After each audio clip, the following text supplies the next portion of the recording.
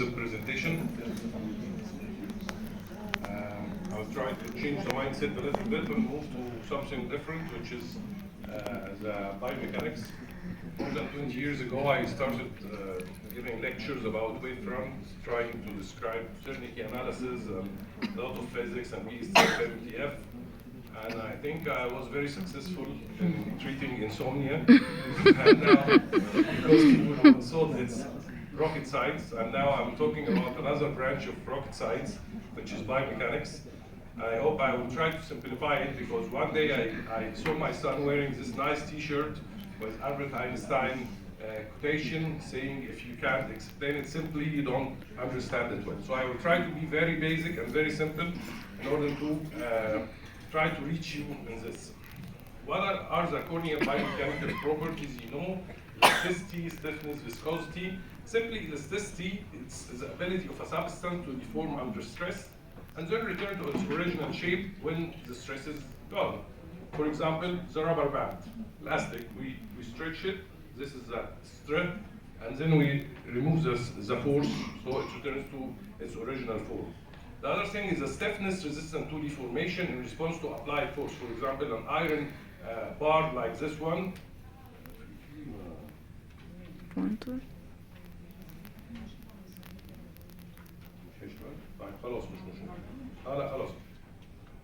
This iron beam, you apply force, so if it bends easily with less force, so it's not that stiff. The viscosity, which is resistance of the material to flow, or the resistance to permanently deform, like the honey and the water. This is the most common examples to describe viscosity. And we know that in cornea, we have this quotation by Sayyidina Ali, do not be too hard, lest you be broken. Do not be too soft, lest you be squeezed. This is our cornea. Not that hard, not that soft. So we'll talk about the Corvus ST, which is a corneal visualization shine fluke technology. Actually, this machine measures something called DCR. If you are into plastic surgery, don't expect it's your DCR. Actually. It's something else. It's dynamic corneal response parameters.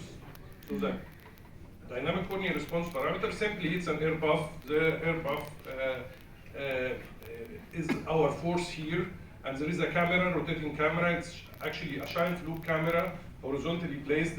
It's the same like the shine fluke camera with the pentacam, and the cornea undergo deformation when the force is applied to the cornea. This is what we have in Corvus, air buff, force, so the cornea moves airwards. So this is a normal cornea. You can see this is the behavior of a normal cornea. But we have some stages. The initial stage is applanation. The cornea is becoming flat here. And then move inwards to reach the highest concavity or the maximum inward deflection. And then the force is gone and the cornea returns back to its initial state through an applanation tube. Those are the most important stage. Let's have a look on a weak cornea or a keratoconic cornea. This is an extreme case.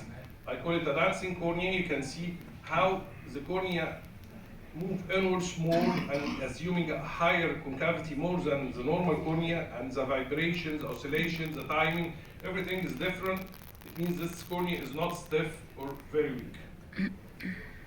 This is actually a comparison between the normal cornea here, and this is a very advanced keratoconus showing weakness and oscillation. Okay, the machine measures a lot of parameters, so I will skip this to have the most important parameters, and I will go through it quickly because of the timing. First, the DA ratio. DA ratio is just a ratio between the deformation occurred at the apex and 2 millimeters to the nasal and temporal from this area. So it's initially a ratio. So this is the movement in the apex, and this is the movement 2 millimeters to nasal and temporal from the apex. The ratio between them is the DA ratio. The radius of curvature based on the inverse radius of the radius of curvature. In the SPA1, this is one of the most important parameters because it compensates for the intraocular pressure. We always think about the intraocular pressure. If the intraocular pressure is very high, the cornea will not move inwards because the intraocular pressure, not because the stiffness of the cornea. So we have to adjust for the intraocular pressure. So in stiffness parameter A1, this is the work of Cynthia Roberts, by the way. She compensates for the intraocular pressure or the biomechanical intraocular pressure. This is why it's in the applanation 1, where the intraocular pressure is measured.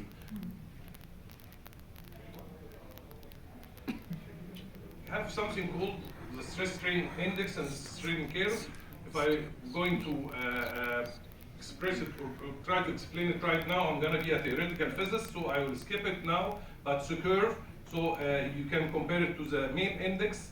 If it's moved to the left, so it's the cornea is harder or stiffer. If it's moving to the right, the cornea is softer. And you can use this curve specifically for follow-up, especially after cross-linking, after stuff like this, and you can have this indication here.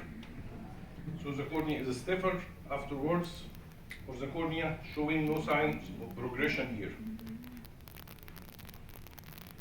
Okay, but still we are going to do refractive surgery, and we need something quick to look at. So the oculus starting to have some indices. One of them is the Corvus biomechanical index. It combines all those indices or those parameters, and now we have this bar here, which is the CBI. If it's green, so the cornea has a good biomechanics. Yellow, suspicious. Red, it's poor. So if you want to have a look on the biomechanics of the cornea in a single index, so you have to look at the CBI. This is the cornea of a keratoconic patient. You can see that the CBI is sky high here. It's -1. It's 1, which means it's a very weak cornea here. This is the cutoff value. It's essentially 0.5, the cutoff value of the corpus. But should we move to biomechanics and forget about the topography or the shape of the cornea? No, we should go over, not beyond, actually. We should go beyond, not over the topography. This is the words of Renato Ambrosio, and he will give us a very nice lecture tomorrow about the multimodal corneal imaging. The tomography biomechanical index is the TBI. It combines the data from the pentacam, the Scheinpflug images, and the Corvus biomechanics. So it has an artificial intelligence system called Random Forest. It gives you this famous display of the corpus. So here you can see the stiffness parameters, the integrated radius, the DA ratio, the R to H, and here is the CBI with its value, and here is the bad D from the pentacam. This part is taken from pentacam, and this is the TBI, which combine both of them. Actually, it's not just a combination of both of them. They speak different language, but still you can have a clue about the shape and the biomechanics in the form of the TBI down there. And still it's green, red, orange, so you can interpret it with the colors. In the case of a keratoconus, you can see the CBI is high, the D value is in yellow, and the TBI is the maximum. So this is a weak cornea. Okay, keratoconus doesn't mean ectasia susceptibility. You should understand this. For example, if you have a case like this, you don't need Corvus, you don't need pentacam, you can diagnose it from the slit lamp. Actually, this is an advanced keratoconus, so you don't have to do all this stuff to diagnose keratoconus. But ectasia susceptibility is the issue, because I want to prevent cases from going into ectasia after refractive surgery.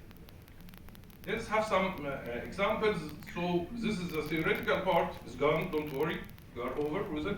And then we'll start with the clinical part. Dr. Mazen, we need your help here, because I'll give you some tough questions, as you did for us, okay? This is a case of inferior steepening, as you can see. Do you see anything abnormal in this case, Dr. Mazen? Yeah, the inferior steepening only, the difference, inferior superior, that's it. Okay, what about the elevation maps? They look normal. The sphere 8 millimeter normal. Okay, okay. So we all know that the pentagram is essentially measuring an elevation, and then the elevation is converted to curvature maps. So the main thing that we measure with the pentagram is the elevation. So, for example, Michael Bellin is always telling us that he doesn't look at the curvature map. He just looks at the elevation maps. But we look at all maps, of course. But we can see that the elevation maps are normal, as Dr. Mazen mentioned. We see this suspicious area here. Do you see anything abnormal in the tachymetry map? No. Okay.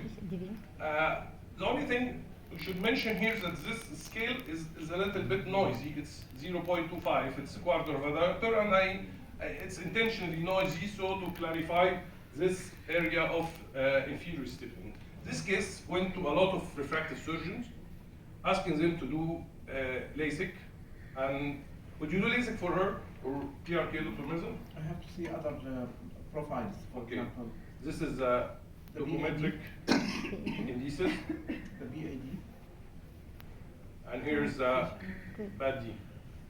Yes. Bad D is very promising. It's perfect. Yes. Now, do you have epithelial mapping for it? For Yes. the training? Yes. Well, I'll keep it to the last, okay? Okay. No, she's not. So. And she is 20 years when the capture was taken. Yeah, exactly. And she's a female. She. Okay. How about refractive error? Or She's, just, she's -2, as far as I remember. all right. Does the astigmatism differentiate between the subjective and the topographic one? No, not really. As you can see, this is the importance of multimodal images, or having an extra piece of information, which is the biomechanics here. We did a Corvis for this patient, and as you can see that the TBI is perfect, and you can see also that we know that the band D is good, and we now has the CBI is good, and now the TBI also gives us a very good results, which means this inferior stiffening is not biomechanical or focal biomechanical error, because we know keratoconus is starting anterior or posterior or whatever, but at the end of the day, it's a focal biomechanical failure or weakness. Dr. Mazen asks for the epithelial mapping, and this was the clue that solves the solution, that solves the problem. There is some epithelial hypertrophy at the area of inferior stiffening, which means this is the cause of the artifact that occurs in the pentacam that showed us this little bit of elevation. Contact lens? She's not, Hussam asked it already. Okay. Yeah. What about another inferior steep area? What do you think, Dr. Mazen? Yeah. Pretty similar case, isn't it? Yes, exactly. Perfect. You can see inferior steepening. You can see anterior and posterior elevation. And if you look at the topometric indices, it's good. And I don't know, but for me, I don't look at the TKC. By all means, this is obsolete for me. I don't look at at all. Yes. And have a look at the D value here, 0.9. Okay, let us jump into the Corvis. Oh, Suspect. abnormal CBI. Also, the D value is normal. You can see that the TBI is not good. So this cornea, although it's very similar to the previous cornea, it has some sort of biomechanical weakness. The thing is, should we believe Corvis in this case? Yes, I'm sure, because this is the other eye of the same patient. This is why I'm sure that the Corvis is right in this case. Clever. Yeah, exactly.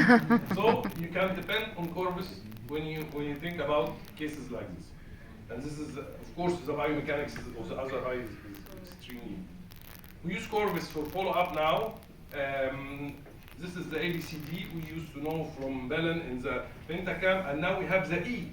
So we have ABCD E. E stands for the biomechanics, so we can follow up the patients after doing procedure. For example, this patient underwent intracorneal rinse, as you can see here, and you can see that we can follow up the patient after the procedure or during, for example, the case Dr. Mazen presented, we can follow her up with the pentacam and then follow her up also with Corvis. I will present tomorrow cases, a lot of cases, the multimodal corneal imaging, but thank you for today, and I hope you enjoy.